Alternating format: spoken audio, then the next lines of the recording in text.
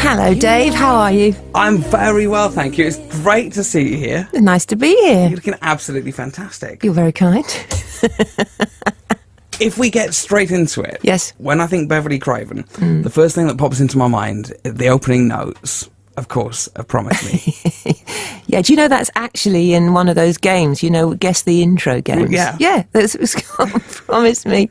So I've made a game. Did you play that piano yourself on the recording? Of course, yeah. Where did you learn to play like that? Well, I started playing the piano when I was 7. My mum didn't teach me, although she is a piano teacher. Sort of went through the grades, like kids do, doing piano exams and stuff, and then got to about 14 and thought, when I took the music away, I couldn't actually play anything without the instructions, So I thought, well, this is ridiculous. How can I have been playing the piano for all these years and actually not be able to play the piano? So then that's when I started sort of fiddling around with my own, well, not my own chords, but chords, and starting to write songs, really, encouraged by people like Kate Bush, because I thought she was amazing. When did you start writing Promise Me? I was in a little bedsit in Tulse Hill, which is in southwest London, and I can remember when I wrote it, actually. I used to get up in the morning about sort of 11 o'clock, because I'd be up very late the night before, and take my dog for a walk and then get back, and that's what my day was, really, sort of walking the dog and writing my songs. And I can remember sitting at the keyboard and just writing it from top to bottom. Because sometimes you start with the chorus and then work out what the verse is going to do, and maybe a middle eight or a solo section or something. But this song started at the beginning and I just kind of worked through it. Most songwriters spend their whole lives trying to come up with something which you managed to achieve. While it was happening, did you know that was going to be your song? That was going to be the record? Absolutely not. When I recorded the first album, that particular studio experience wasn't great. I was very stressed out. It was my third attempt at making the album, because I'd worked with a couple of producers before. And I kind of knew this was my last shot.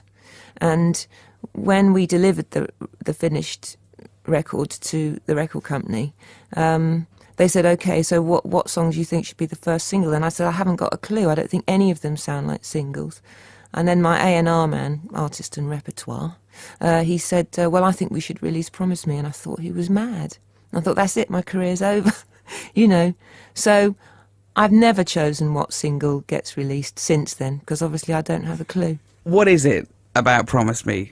Is there a formula? Do you know what it is that makes that song work for so many people? I really don't know. I ask people, why do you like that song? Tell me, please, so I can write another one. But, it's not even kind of verse, chorus, it doesn't sort of fit any structure at all. It's quite a weird layout.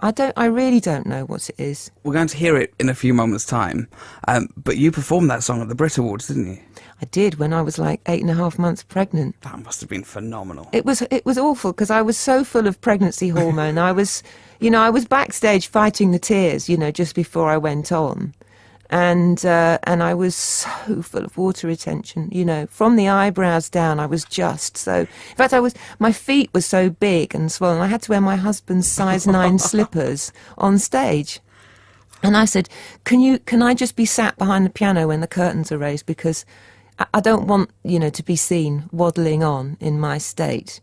Because when I agreed to sing at the Brits, I was about 6 months pregnant and still looking sort of fairly normal at that stage. It must have been a really showbiz lifestyle for you. I suppose looking back now, it feels like, wow, I can kind of see that it was sort of quite exciting. But at the time, I was just nose to the grindstone, and I couldn't really appreciate what I was doing or any of it, really, to be honest. I was terribly homesick out promoting in Europe, and found it really sort of soul-destroying, really, because a lot of the times I'd be doing European TV shows and playing pianos that didn't even have any strings in them, and miming to a backing track, and that